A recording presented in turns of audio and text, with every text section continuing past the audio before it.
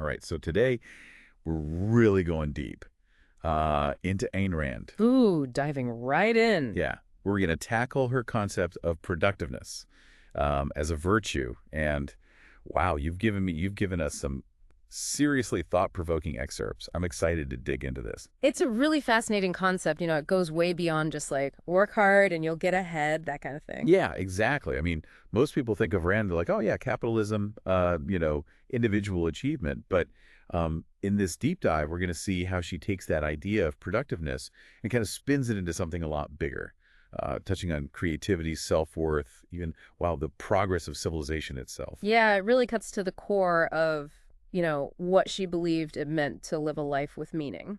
So to kind of kick things off here, let's maybe dismantle this idea, this misconception that Rand was, just obsessed with making money. Because her idea of productiveness wasn't really about getting rich, was it? It was about something much deeper, right? Yeah, it was. It boils down to using your reason and your skills to create something that has value.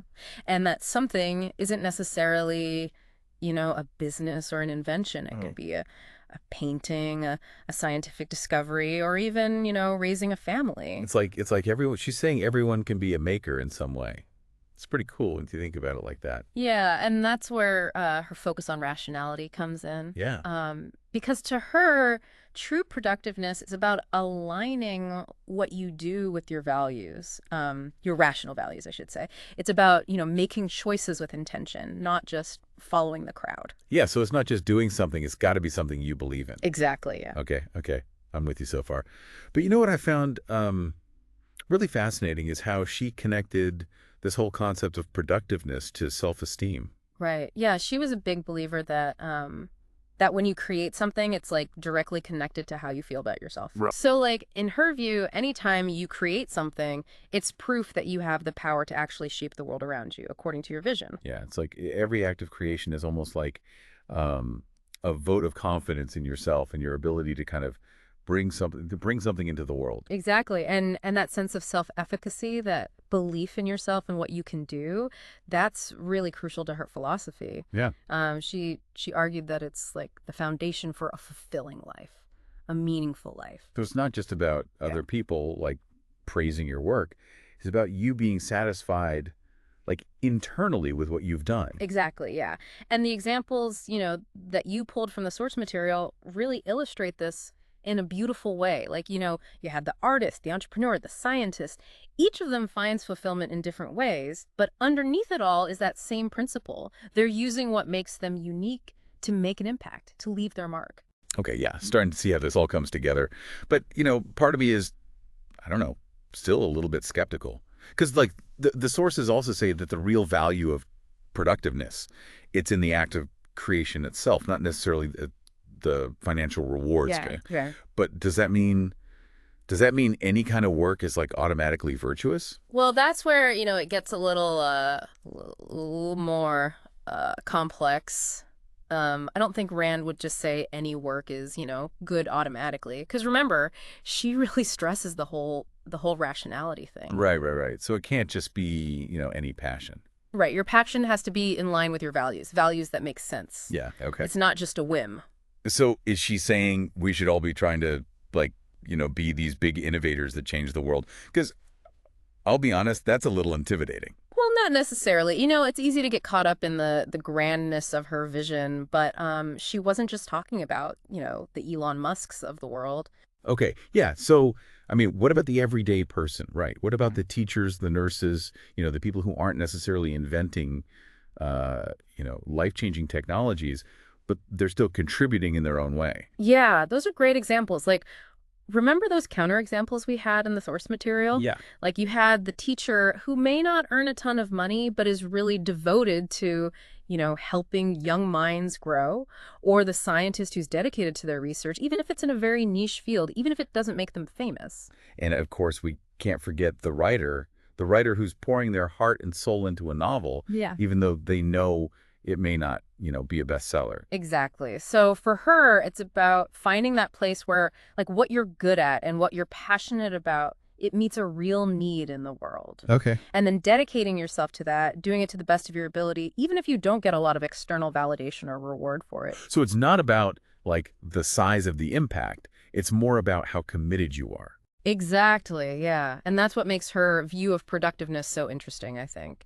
It's about being the best you can be, not for the sake of fame or money, but because you actually want to create something meaningful, like contribute to the world around you. Yeah, it really is. It's a different way of looking at work and its place in our lives. Not just a way to make money, but as a way to express ourselves and Hmm. make something real. But you know what really kind of struck me is that Rand didn't see productiveness as like a finish line. Like you don't just cross it and you're done. Right. It was more like a lifelong journey. You got it. That's a key part of her thinking. For her, it wasn't about getting to a point where you could just relax and do nothing. It was about constantly, growing and becoming a better version of yourself. So no retiring to the beach Yeah. and just like sipping cocktails all day. Well, I don't think she would have been against enjoying some leisure time, but the idea of, never doing anything productive ever again, Yeah. that didn't fit with her core beliefs. She believed that real fulfillment comes from, challenging yourself, always pushing yourself to do more, to do better. It's a pretty demanding way to live Yeah. when you think about it. Always striving, always trying to achieve more. But there is something, I have to admit, there's something kind of inspiring about it. I think that's why her work is still popular. It's a challenge. It's, asking you to think, what am I capable of if I really put my mind to it? What can I do if I really align my efforts with what I value? This is fantastic, but we've really only scratched the surface here. Yeah, we have a lot more to cover. We're going to have to take a short break, but when we come back, we're going to go even deeper into some of the, I don't know, maybe more controversial aspects of Rand's philosophy, Yeah. including her idea of productive heroes and parasites, which I'm sure will spark some lively discussion. So don't go anywhere. Before we jump into those heroes and parasites, I think it's worth pointing out just how much emphasis she put on this idea of like always striving for something. Like, remember, she wasn't a fan of philosophies that, focus too much on like sacrifice or being dependent on others. So like those inspirational posters with like the beaches and hammocks, those wouldn't exactly be her style. No, not really, no. For Rand, happiness, real happiness, it didn't come from like escaping from achievement or work. It came from fully embracing those things, using your mind, using your talents to create something that matters. Yeah. It's like she flipped the whole work-life balance idea on its head. Yeah, I mean, It wasn't about finding balance between the two. It was about making your work a core part of a fulfilling life. that's a great way to put it. It's about, integrating them, not separating them. And this goes back to, her whole thing about rational values, which, maybe we should try to clarify a bit. What exactly did she mean by that?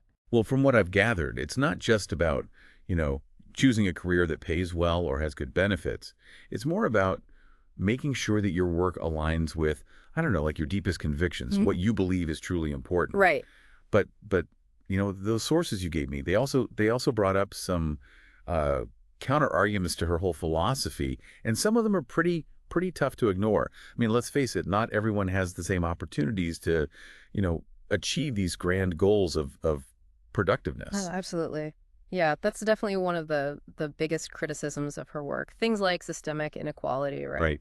Access to education, even just luck. Those things play a huge role in, whether or not someone can actually reach their full potential. So, yeah, while the whole self-made success story is, it's a great story, it's not always a realistic picture of how things actually work. Right, and Rand's critics would say that focusing only on the individual like that, it can kind of come off as a little insensitive to people who have to deal with, some very real obstacles. Yeah, like she's blaming the individual without acknowledging the systems that might be holding them back. Yeah.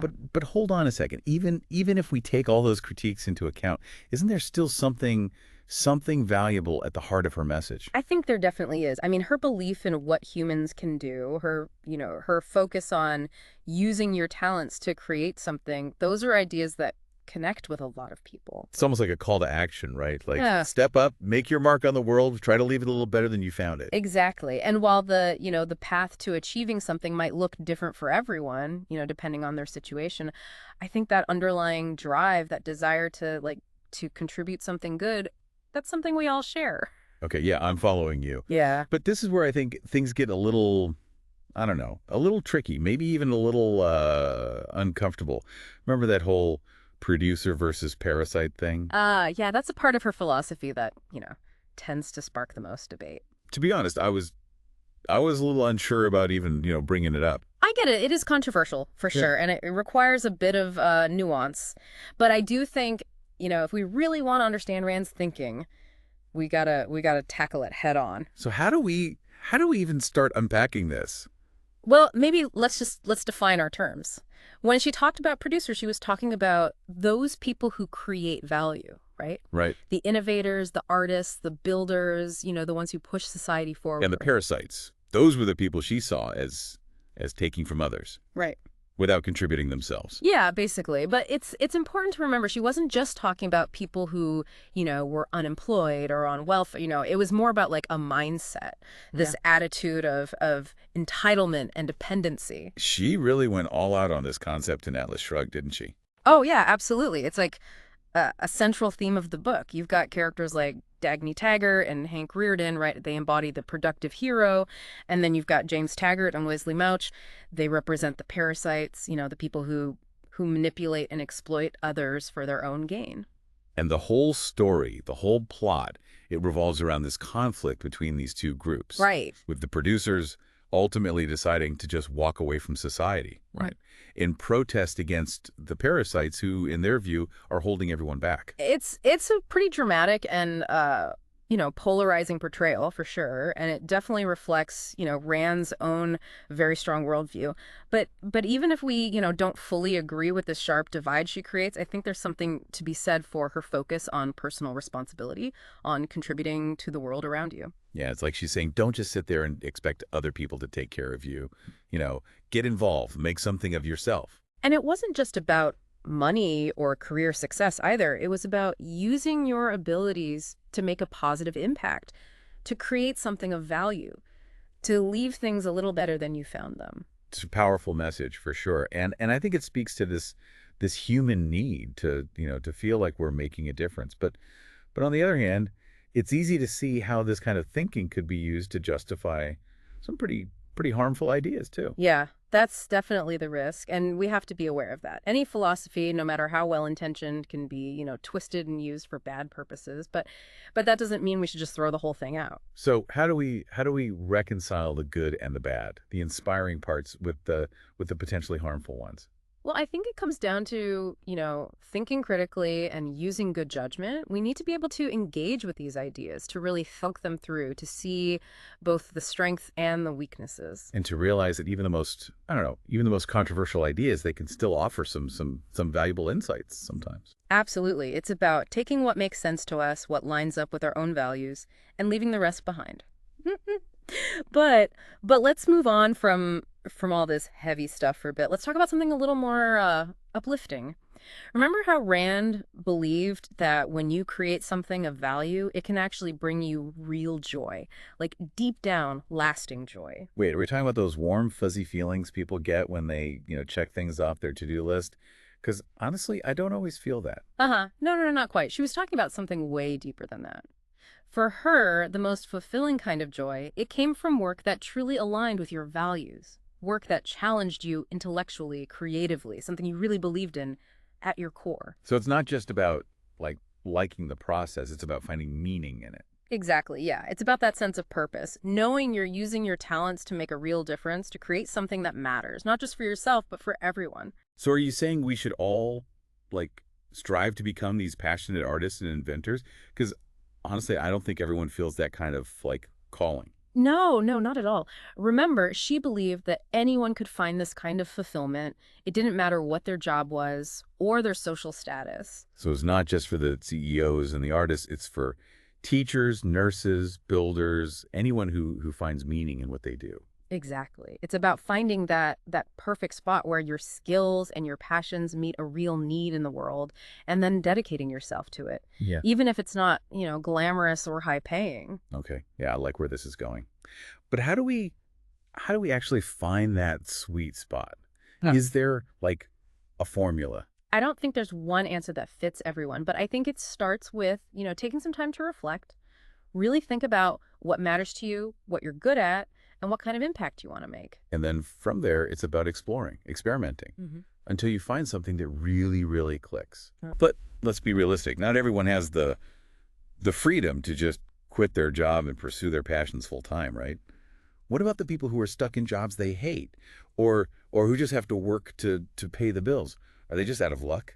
No, I don't think so. I think even within, the everyday stuff, there's still room to find those moments of meaning and purpose in our work. So it's about finding ways to make our work, even the boring stuff, more fulfilling. Exactly. Maybe it's about using our skills to help others or to contribute to a cause we care about, or even just, approaching our tasks with a sense of pride, like we're doing something worthwhile. It's about like bringing our best selves to work, even if the work itself isn't, inherently glamorous or inspiring. Right. And I think that's where that whole idea of rational values comes back in. It's about making choices, even when things are tough, to Mm. make sure our actions reflect what we believe in, to find a way to make our work, however we define it, a reflection of our values and our commitment to living a meaningful life. This has been really, really insightful. But before we get too carried away, I think we need to talk about, well, I don't know, the elephant in the room.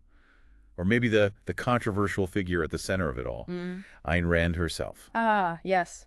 The woman who inspired both, intense admiration and strong criticism with her very, very bold philosophy.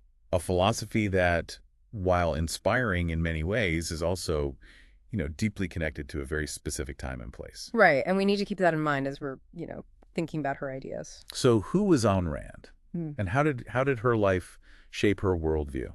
Well, she was born in Russia in 1905. Her name was Elisa Rosenbaum then, and she lived through the Bolshevik Revolution. Oh, wow. And that experience really had a huge impact on her. It led her to distrust, collectivism and to really believe in individual liberty and the power of reason. So her strong individualism, her belief in reason, and the importance of self-reliance, those all came from, those early experiences. Exactly. Yeah. And those core beliefs, they formed the basis of her whole philosophy, including her ideas about, productiveness. But while we can appreciate how powerful her ideas are, it's also important to see them through that lens, right? Understand that her philosophy was a product of her time, her own personal journey. Right. And to understand that some of her views, especially about social responsibility or the role of government, are often seen as, well, maybe not really fitting in with modern perspectives. Especially in a world where we're dealing with things like climate change, inequality,